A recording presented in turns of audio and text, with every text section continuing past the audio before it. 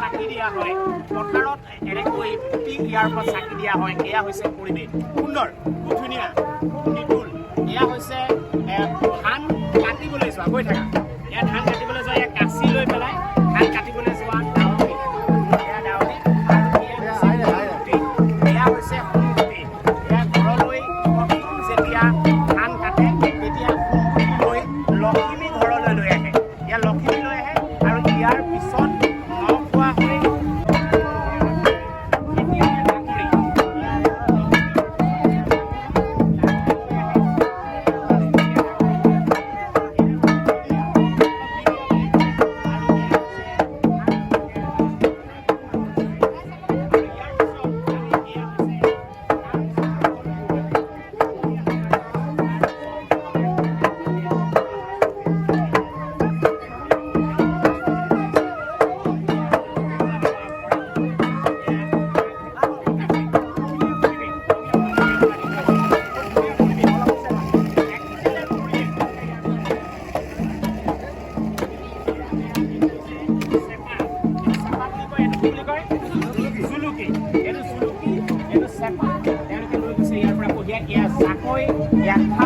অসমীয়া মৎস্য চিকাৰৰ আহিলা আপোনালোকক আমি দেখুৱালোঁ।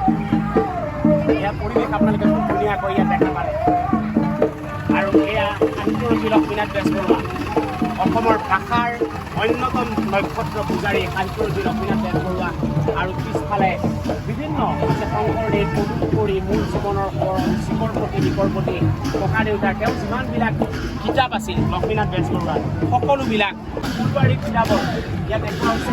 ইউনিক ফুলবাহিনী এটা লৈ অহা হৈছে। আজি দেখুৱাম